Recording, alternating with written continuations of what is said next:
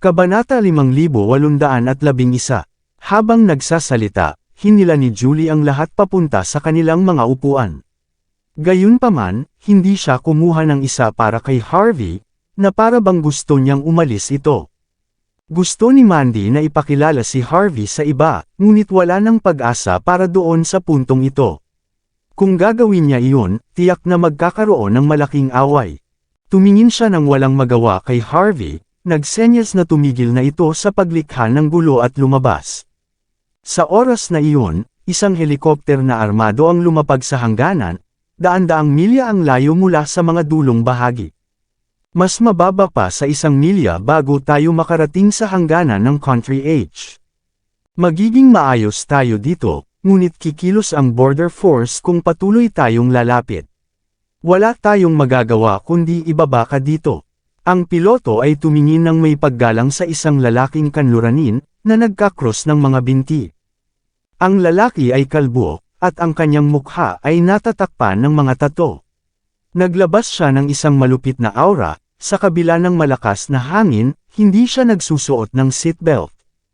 Walang problema, ang kalbong lalaki ay sumilip sa labas ng bintana, na para bang nakikita niya ng malinaw ang mga dulong bahagi.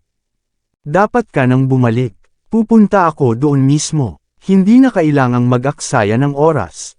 Marami tayong makukuha na atensyon kung sabay-sabay tayong bababa. Ang piloto ay nanigas, at hindi niya maintindihan ang ibig sabihin ng lalaki. Plano ba niyang tumalon? Hindi tayo sapat kataas para magamit niya ang kanyang parasyon. Bago pa makapagsalita ang piloto, sinipan ng kalbong lalaki ang pinto ng helikopter, at tumalon palabas kasama nito. Salem. Ang piloto ay puno ng kawalang paniwala, at automatikong tumingin sa labas. Nakita niya ang lalaki na nagsusurf sa pinto, lumilipad ng mas malayo ng may biyaya. Ito ay isang Diyos ng digmaan. Walang duda, ang mga dulong bahagi ay nasa malaking panganib, sigaw ng piloto. Sa oras na iyon, mga 10 milya ang layo mula sa mga dulong bahagi. Ilang Toyota Prados ang dumating. Isang lalaki ang nakatayo sa tuktok ng kotse sa harap, na nakakrus ang mga braso. Si Conrad iyon. Humithit siya ng kanyang sigarilyo na may naiinis na ekspresyon. Ano ba ang nangyayari kay Salem? Paano siya makakarating dito? Hiniling sa akin na sunduin siya dito din. Walang paraan na siya ay bababa mula sa langit, tama ba? Sinabi ko sa kanya na sumakay na sa eroplano. Bakit kailangan niyang magpakita ng ganito? Kung malalaman ng Border Force, tiyak na mamamatay siya. Ang mga tauhan ni Conrad ay nagkatinginan at hindi makapagsalita. Kinuha ng kanyang sekretarya ang kanyang telepono, at sinabi kay Conrad. Mr. Conrad, narito na siya. Paparating na si Salem. Nasa hangganan siya, dapat ay narito na siya sa lalong madaling panahon. Kumunot ang noo ni Conrad. Hindi niya tayo pinapadrive doon, tama ba? 100 milya lang para makuha siya. Si Conrad, na may inis na ekspresyon, ay ginawa ng sindihan ng kanyang pangalawang sigarilyo.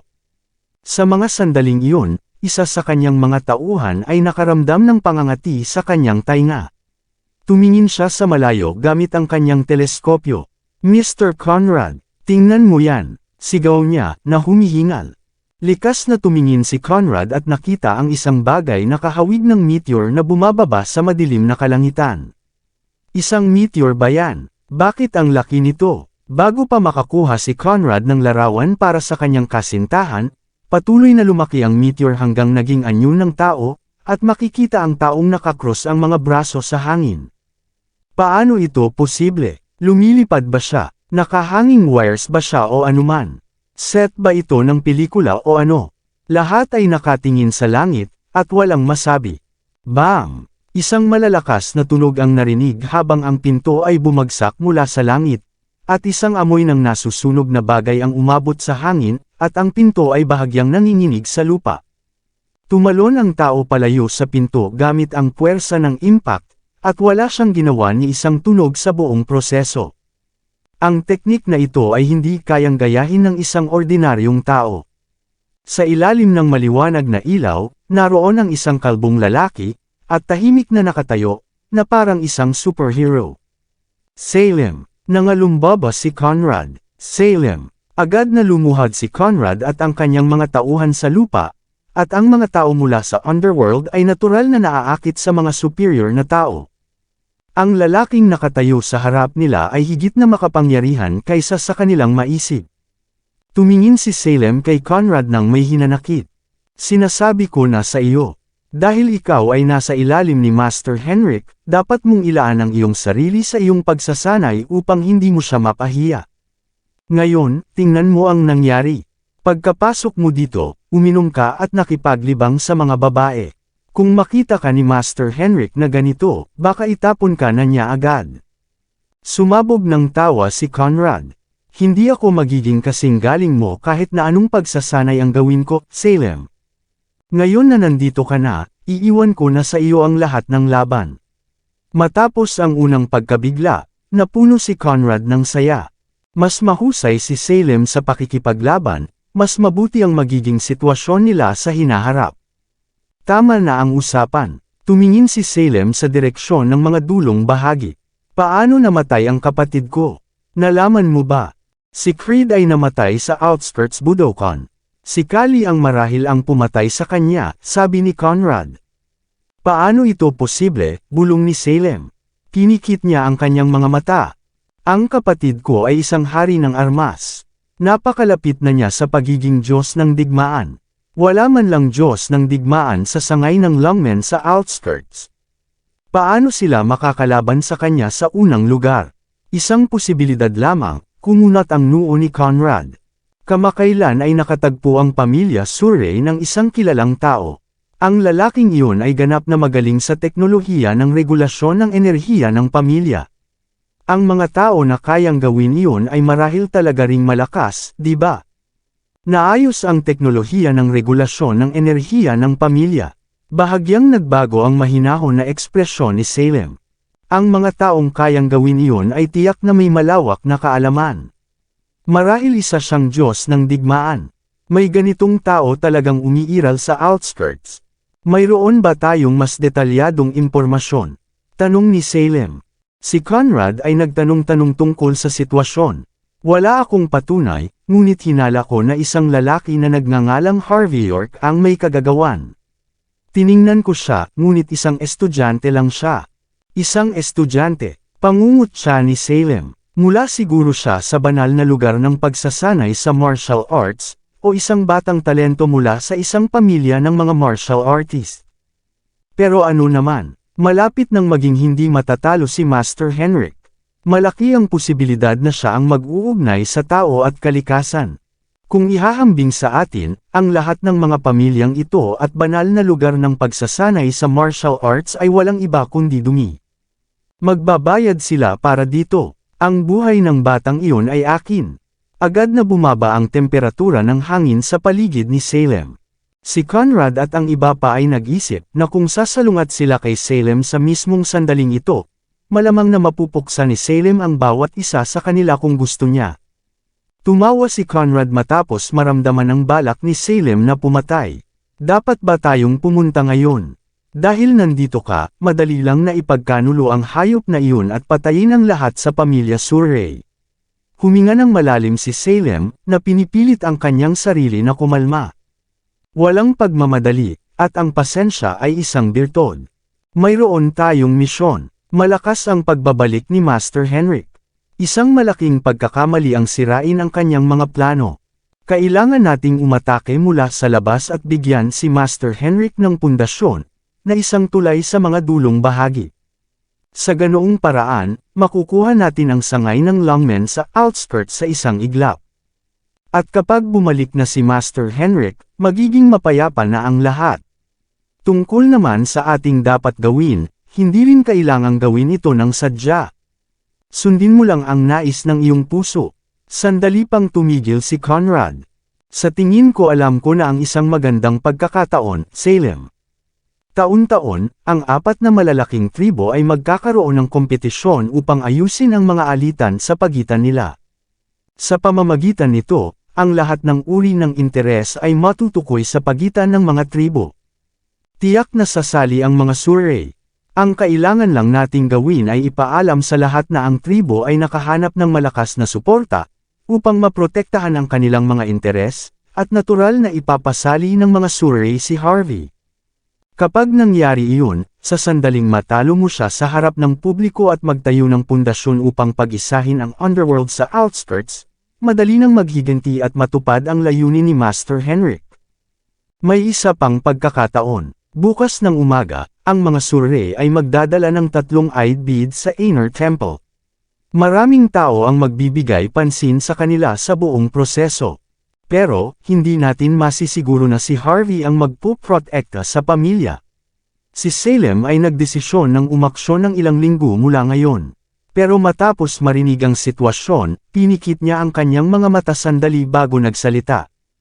Ihanda mo na, titingnan natin. Kung may pagkakataon, kukunin natin ang 3 beads. Kung wala, kalimutan na lang natin, sabi niya. Nanigas si Conrad. Bakit ganun? Kung hindi nagkakaisa ang mga beads, wala silang silbi. Pero kung may gustong magtipon ng mga ito para sa atin, kailangan lang nating kumilos pagkatapos noon, di ba? Paliwanag ni Salem. Habang nagpaplano si Salem ng kanyang pag-atake, natapos na ang hapunan ni Mandy at ng kanyang mga kasama sa Mandrake Residence. Umalis silang lahat pagkatapos. Dahil sa magandang relasyon ni Mandy at Julie kamakailan, inayos ni Julie na tumira si Mandy sa pinakamalaking ari-arian ng Cronan Temple sa outskirts. Plano ni Mandy na tanggihan, ngunit napagtanto niya na maiiwasan niya ang mga mata ng 10 pinakamayamang pamilya sa ganoong paraan. Tahimik niyang tinanggap ang alok ni Julie, dahil magkakaroon siya ng pribadong espasyo para gawin ang mga bagay ng maginhawa. Sa pag-uwi, sumakay sina Mandy at Harvey sa sasakyan. Hindi masaya si Rhodes, dahil ang Benz S-Class ay may 2 upuan lamang, wala siyang magawa kundi kumuha ng ibang sasakyan. Nagtampo si Julie sa kawalang hiya ni Harvey, ngunit sa ganitong mga pangyayari, hindi niya ito maitataboy. Pagkatapos ng lahat, si Harvey ay bodyguard pa rin ni Mandy sa pangalan. Mukhang maayos ang buhay mo, Miss Zimmer. Hindi ka lang nagkaroon ng kaibigan ng isang dalaga ng Cronan Temple, kundi sinusubukan din ng isang batang Panginoon mula sa 10 pinakamayamang pamilya na maging iyong bodyguard. Inggit na inggit ako, sa totoo lang. Ngumiti si Harvey kay Mandy habang hinahaplos ang kanyang binti. Nasiyahan siya sa makinis at maselan nitong pagkakayari. Ang paglago ni Mandy ay lampas sa kanyang inaasahan. Sa paglipas ng panahon, tiyak na makakabuo siya ng kanyang sariling mayamang pamilya. Nagpapanggap kang isang inaalagaan na batang lalaki, at naglalaro sa mga babaeng estudyante. Kung ganoon, bakit hindi ako makakuha ng isang batang Panginoon bilang bodyguard? Masama ang tingin ni Mandy kay Harvey, ngunit hindi niya itinulak ang kamay nito. Kung hindi ako dumating ngayong gabi, sino ang nakakaalam kung ikaw ba ay magiging manugang ng pamilya Higgs o hindi? Bum-ontong hininga si Harvey. Alam mo naman kung bakit ako nandito. Inilipat ni Harvey ang kanyang kamay, at naglabas ng 2-eyed beads. Walang pakialam na inilagay niya ang mga ito sa kamay ni Mandy. Narito ka para sa mga eyed bead. Pero kung ibabalik mo ang 2 ito sa pamilya Jean, walang sino man ang mag-aakusa sa iyo na nabigo ka sa misyon. Masyadong malalim ang tubig dito.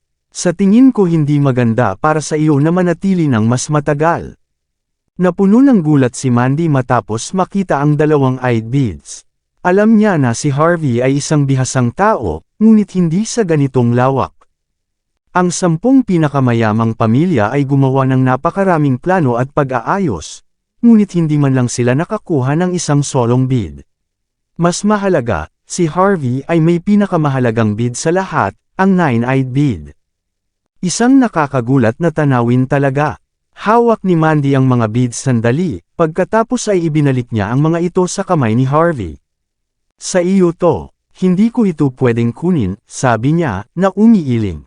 Natawa si Harvey, ang akin ay sa iyo, ang sa iyo ay sa iyo rin. Ito ang lagi mong paniniwala, di ba?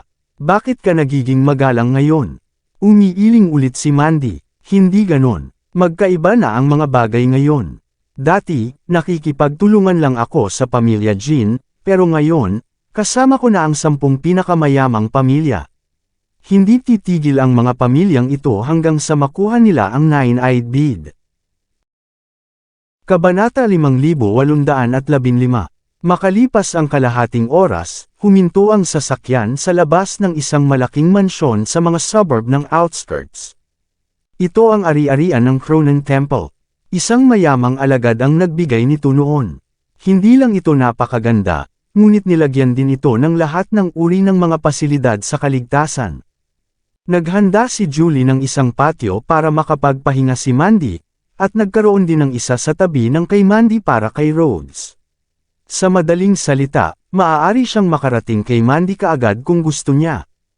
Wala namang sinabi si Harvey tungkol dito, at sigurado siya na dahil sa pagkatao ni Mandy, wala nang mangyayari kahit na tumira siya sa silid kasama si Rhodes. Gayunpaman, asawa niya ito, kaya nag-aalala pa rin siya. Naisip niyang lubos na italaga ang kanyang trabaho bilang personal na bodyguard nito sa pamamagitan ng pananatili rin dito. Matapos ayusin ang kanilang mga gamit, magsisimula ng magpahinga ang dalawa. Sa mga sandaling iyon, kumatok ang sekretarya ni Julie sa pinto. Pumasok siya, at yumuko kay Mandy.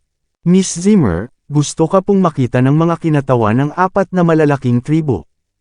Ang 4 na malalaking tribo. Nanigas si Mandy, at hindi niya maintindihan ang sitwasyon. Nahulaan ni Harvey kung ano ang nangyayari, ngunit hindi niya sinabi ang anumang bagay tungkol dito. Hindi masyadong nag-isip si Mandy tungkol sa sitwasyon, at sumagot siya sa sekretarya bago nagpalit ng ibang damit. Pagkatapos nito, dinala niya si Harvey sa sala. Hindi lang si Julie, kundi narito rin si Rhodes. Makikita ang isang binatang lalaki na nakatayo, at nakakrus ang mga braso. Si Ernie iyon. Naningki si Harvey ng kanyang mga mata, at tahimik na naglakad patungo sa isang sulok ng silid. Sa ngayon, hindi niya alam kung ano ang mali sa 4 na malalaking tribo. Lumapit sina Mandy at ang iba pa. Maiden Julie, Miss Zimmer. Bati ni Ernie kina Julie at Mandy, na hindi niya nakita si Harvey. Kumunot ang noo ni Julie, dahil hindi para sa kanya si Ernie, hindi niya balak banggitin si Harvey. Ngumiti si Ernie, hindi pinapansin ng iba. Miss Zimmer, narito ako sa ngalan ng 4 na malalaking tribo para sa isang kahilingan. Sana ay makatulong ka. Tumigil si Mandy bago sumagot, mangyaring, hanggat kaya ko, gagawin ko ang lahat ng aking makakaya. Wala naman itong masyadong kabigatan, sa totoo lang. Ipinakita ni Ernie ang isang taos-pusong ekspresyon. Narinig mo na siguro ang mga tsismis na kumakalat dito sa nakaraang ilang araw. Plano ng mga Surrey na dalhin ang 3 sa mga eyed beads sa Aner Temple. Ang Aner Temple ay itinuturing ang bagay na ito na napakahalaga din. Natatakot ang aming pamilya na baka may masamang mangyari, kaya humingi na kami ng tulong sa seguridad mula sa 3 ibang malalaking tribo. Matapos marinig na nagtipon ang 10 pinakamayamang pamilya sa outskirts, sa ngalan ng 4 na malalaking tribo, nais ng aming pamilya na hilingin sa inyong lahat na tulungan din na protektahan ang mga beads. Siyempre, ito ay isang kahilingan lang. Maaari kang tumanggi kung hindi mo ito magagawa. Nagdilim ang mukha ni Mandy matapos marinig ang mga salitang iyon, habang si Julie naman ay may naguguluhang ekspresyon. Isang pukana ito. Isang hayagang pukana. Alam ng mga Surrey na ang 3 ibang malalaking tribo, kasama ang 10 pinakamayamang pamilya, ay interesado sa mga beads. At gayunpaman, inanyayahan pa rin silang protektahan ang mga ito. May 2 layunin na maaaring makamit sa sitwasyong ito. Una, gusto ng mga Surrey na malaman ng lahat na ibinigay nila ang mga beads. Pangalawa, habang magiging maayos ang lahat kung ligtas nilang madadala ang mga beads sa Aner Temple, hindi sila masisisi kung may mangyari sa kabila ng kanilang pagsisikap na magkaroon ng sapat na seguridad. Pagkatapos ng lahat, ginawa na ng mga Surrey ang lahat ng kanilang makakaya upang mapanatiling ligtas ang mga beads. Hindi sila masisisi sa anumang bagay. Tulad ng inaasahan, napakatalino ni Lennon, sa isang simpleng hakbang lang ay sapat na upang bigyan ang kanyang pamilya ng kalamangan. Kung sino man ang gumawa nito, hindi sana nag-aalala si Harvey. Ngunit dahil kasangkot si Mandy, naramdaman niyang kailangan niyang makipag-usap kay Lennon. Naglakad pasulong si Rhodes, na nakasimangot kay Ernie. Alam namin ang sitwasyon, at titingnan namin bukas. Young Master Rhodes, di ba? Ngumiti si Ernie. Kinakatawan mo ang pamilya Wright, hindi ang pamilya Jean. Narito kami upang humingi ng tulong sa pamilya Jean. Tumingin si Ernie kay Mandy nang may malalim na tingin.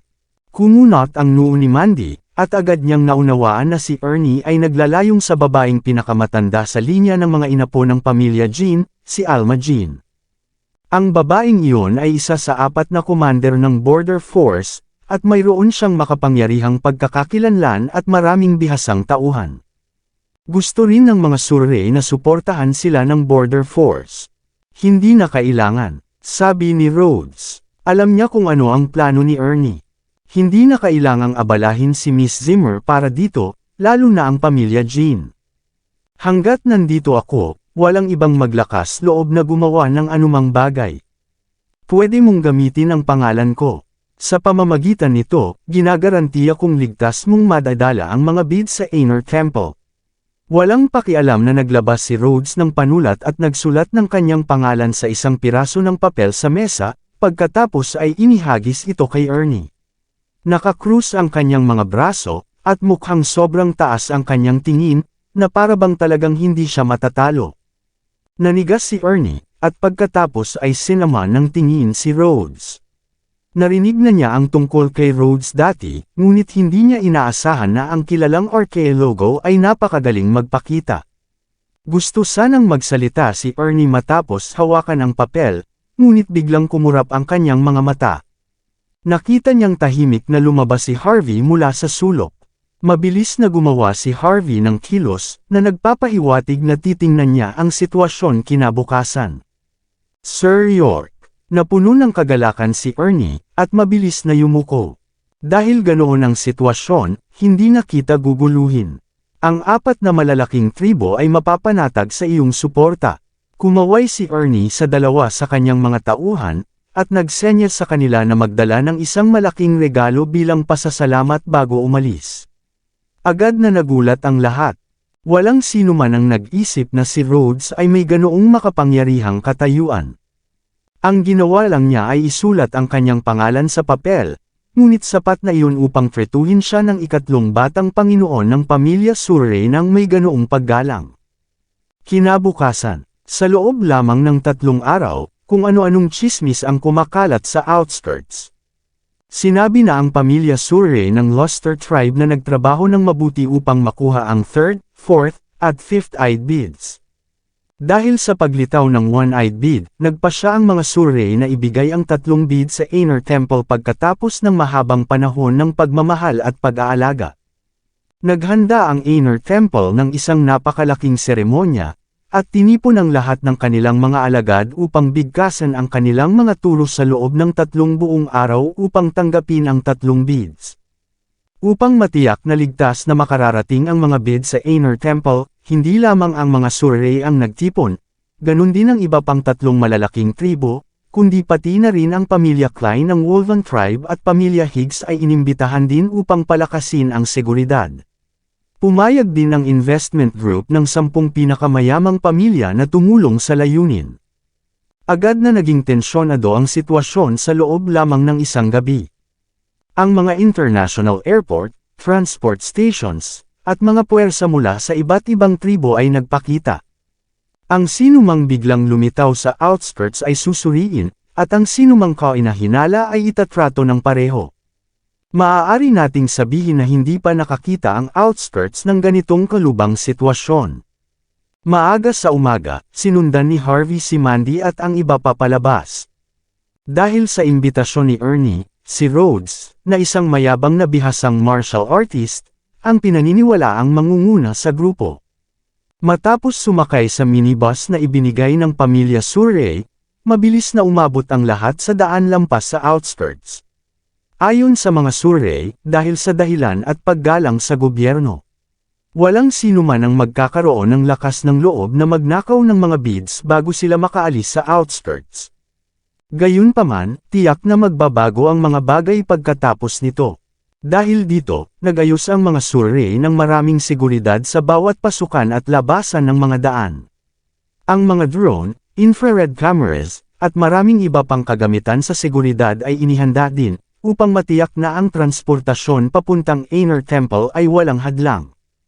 Nang lumabas sina Harvey at ang iba pa mula sa minibus, naghintay sila hanggang makita ang convoy ng mga Surrey na nagdadala ng maraming matitinding bodyguard na nakasuot ng suit, at lahat sila ay may hawak na mga baril at walkie-talkies, at naglalakad-lakad sa paligid ng lugar, puno ng pag-iingat.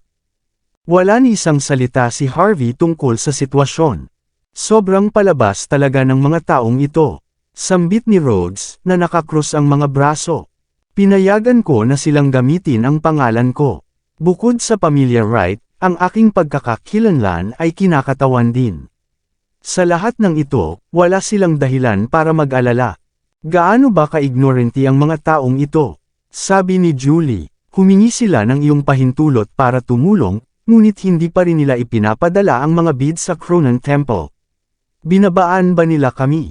Hindi ko sila pinayagang magbayad sa akin, Julie. Ano ang iisipin ng mga tao kung kumalat ang balita tungkol dito? Sagot ni Rhodes. Parang nahihiya si Julie sa kanyang sarili matapos marinig ang mga salitang iyon. Ang mga magagandang babae sa paligid ni Rhodes ay puno ng paghanga. Hindi nga siya humihingi ng kapalit para sa kanyang mga ginawa. Siya ay isang tunay na bayani. Paano ko hindi alam ang tungkol sa ganitong kaakit-akit na batang Panginoon noon? Pati si Mandy ay nakatingin ng kakaiba kay Rhodes. Bilang bahagi ng 10 pinakamayamang pamilya, alam niyang kumikilos lamang sila batay sa kanilang sariling interes. At gayunpaman, si Rhodes ay isang napaka-generous na tao. Walang ordinaryong prinsipe o batang Panginoon ang makakapantay sa kanyang saloobin at walang pag-iimbot. Ang batang Panginoon ng isang kilalang pamilya ay talagang pambihira. Mas lalo pang nagmalaki si Rhodes nang maramdaman ang tingin ni Mandy sa kanya, at mabilis siyang lumakad sa harap ng karamihan, na nakataas ang kanyang ulo at dibdib na tila nakatingala sa langit. Si Ernie at ang iba pa, na namamahala sa seguridad, ay yumuko nang makita si Harvey mula sa malayo, at mabilis nilang dinala ang mga payong at bottled water para sa lahat. Hindi na kayang itago pa ni Rhodes ang kanyang mapagmataas na ekspresyon. Habang ang dalawang panig ay nasa gitna ng pag-uusap, may isang convoy na lumitaw mula sa malayo. 3 Land Rover sa unahan at likuran, lahat ay mabigat na na-modify. Ang convoy ay huminto sa harap ng daan. Halos 100 eksperto ang nandoon, na nakasuot ng mga alertong ekspresyon. Bilang paggalang sa 3 beads, dinala sila upang malinis sa isang ritual. Ang ritual ay isang sinaunang proseso. Dahil dito, makikita ng lahat na ang mga beads ay tunay na mga artefact. Iyan ang dahilan kung bakit kinakailangan ang proseso. Hindi nagtagal, lumabas si Lennon mula sa gitnang sasakyan kasama si Arya. Pagkatapos ng lahat, ito ang responsibilidad ng mga Surrey. Maraming puwersa ang dinala bilang proteksyon, ngunit karaniwang ang mga kilalang tao ng pamilya ay nanunood mula sa malayo sa halip na makisangkot ng direkta. Nang makita ang pagdating nina Lennon at Arya, agad na humakbang si Rhodes na may ngiti sa kanyang mukha at may mga braso sa kanyang likuran. Matagal na tayong hindi nagkita, Ginoong Lennon.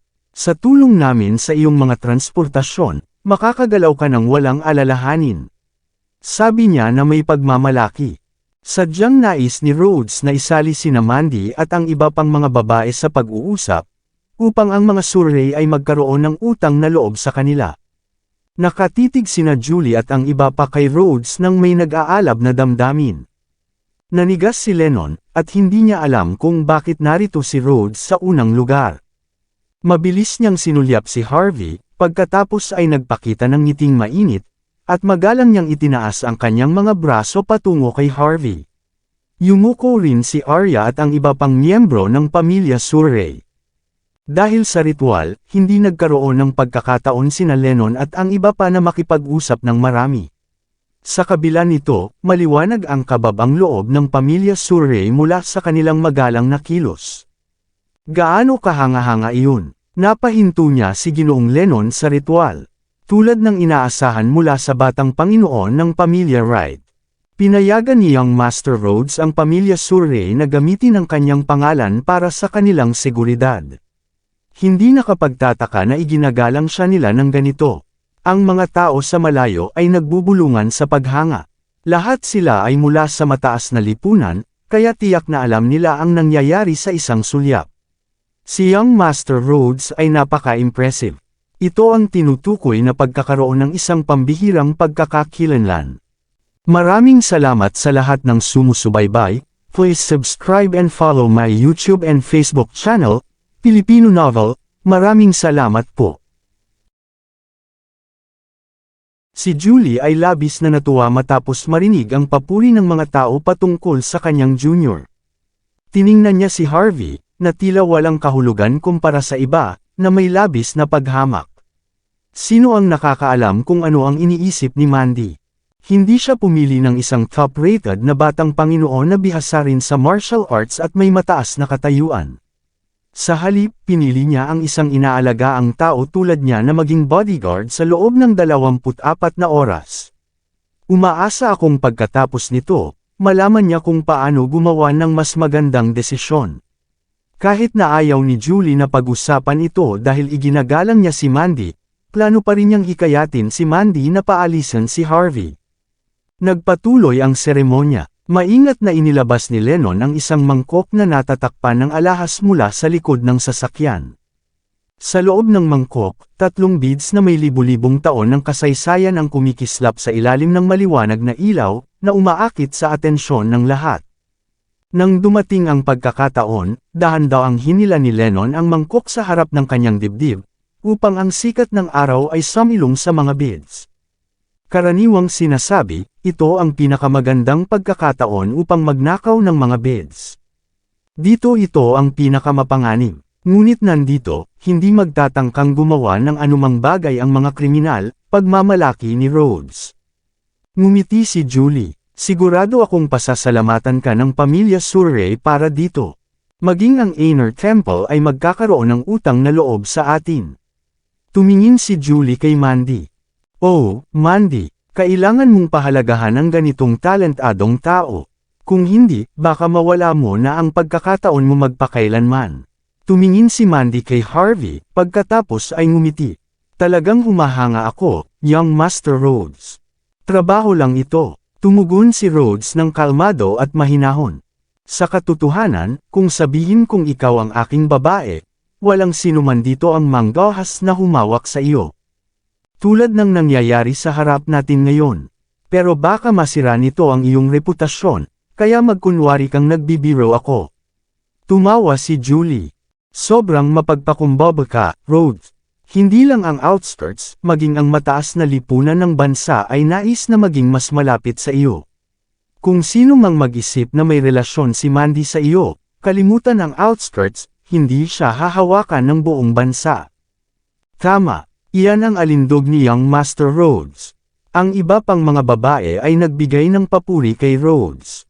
Ang buong bansa, tumingin si Rhodes sa langit na may napakataas na ekspresyon. Nagkakamali ka, Julie. Walang sinuman sa buong mundong ito ang mga ahas na labanan siya. Walang halaga kung saan sila nagmula. Sinumang humawak sa aking babae ay magbabayad. O manggal ang mga babae ng may saya. Ang gwapo niya. Ang gwapo niya. Kabanata 5820. Swoosh! Habang si Rhodes ay kalmado pa rin sa sitwasyon. Biglang itinulak ang isang manhole cover sa tabi ng daan. Isang tao na nakasuot ng camouflage uniform at may face paint ang tumalon, at nagpalipad ng sunod-sunod na darts patungo sa direksyon ni Lennon. Hayop ka, nanigas si Rhodes. Paano mo magagawa yan? Ang biglaang atake ay hindi lamang walang galang sa pamilya Surrey, at nagiging ganap na kahihiyan ito para kay Rhodes. Bago pa makagawa ng anumang bagay si Rhodes, ang mga bihasang martial artist sa paligid ay agad na sumugod. Mabilis nilang inilabas ang kanilang mga armas, at tinanggal ang safety locks. Ang iba ay mabilis na pumunta sa tabi ni Lennon at Arya, itinutok ang kanilang mga armas, na tinatamaan ang bawat dart ng walang pagkukulang. Nagtataka si Harvey sa buong pangyayari.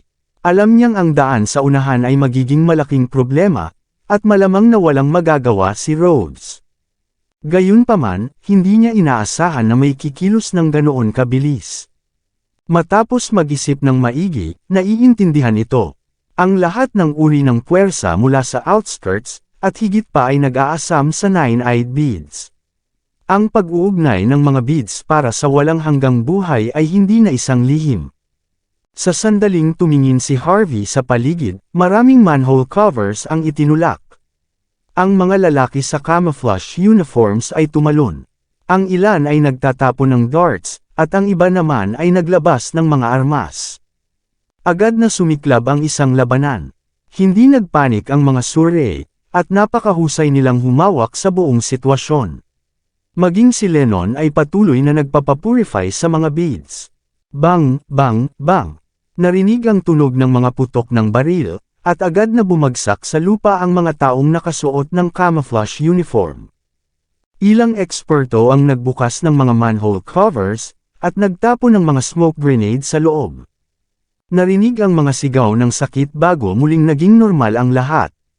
Lumipas ang 15 minuto. Iningatan ni Lennon ang purified beads bago tumango kay Harvey at sa iba pa.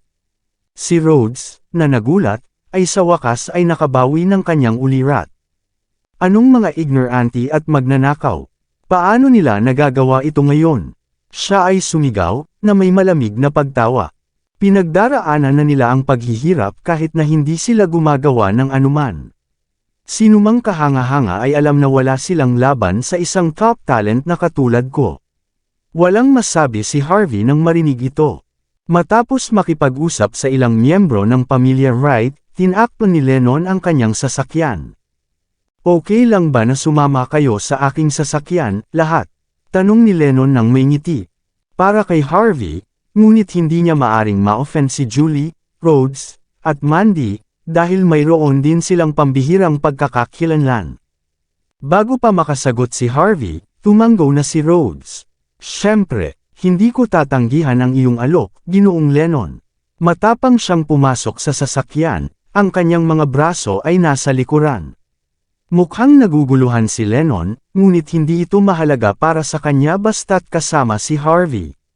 Naiintindihan niya kung bakit mas pinipili ni Harvey na manatiling tahimik, at batay sa tusong ugali ni Lennon, hindi rin siya magsasalita tungkol dito.